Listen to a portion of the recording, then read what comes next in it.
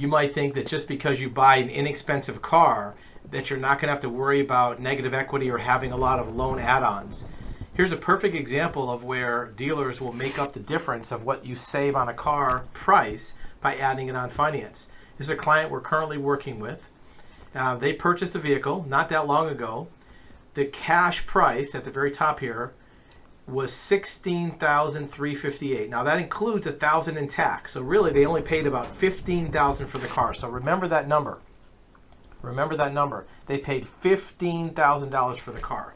If we go to the very bottom of this, their amount financed is $14,175. Okay, so they paid 15, they financed 14. And you might say, well, that's not that big of a problem. Well, what about this number right here? What about this number right here? Cash, down payment, $8,000. They put $8,000 down on a $15,000 car, but still ended up with a $14,000 loan. How the heck did that happen? Well, that's where they made up the difference. This person probably actually got a pretty good deal on the car. But what they didn't recognize as part of this, and we've talked to this client, they didn't realize all this was happening, is they paid a $999 service charge, pre-delivery service charge to the dealer. For what? Who knows? They also paid a gap contract of $1,000. Remember, this is a $14,000 car, $15,000 car, and you're paying $1,000 in gap. They also paid $2,984 for a service contract, basically an extended warranty on a $15,000 car. You add all that back in, and that's how you end up with a $14,000 loan. And it gets even worse. If you think about it, what was added onto this car? Well, you have a $999 for service fee. Let's call it $1,000. You have $1,000 for gap insurance. That's $2,000.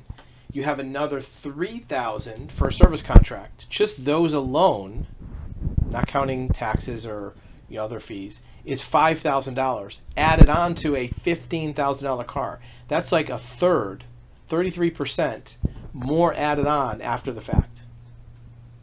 So it's not like $5,000 was added on to a $50,000 car where it's 10% markup. Who cares? This is a 33%, one-third margin for this vehicle. So this is going to be a big reason why somebody will have negative equity. Good news is all of these can be canceled. You can reverse these out, but you have to know about them. This particular customer didn't know about it until we looked into their contract. A lot of times these contracts are not made visible to the buyer when they're buying the car, because when you buy the car, a lot of times they make you sign on a tablet where you're just signing on a electronic screen. You don't see all the forms. They may print them out and fold them and staple them and put them in an envelope and tell you to put it in the glove compartment because they're important and never look at them. But then all of a sudden when you realize, wait a minute, why do I have a $14,000 loan when I put down $8,000?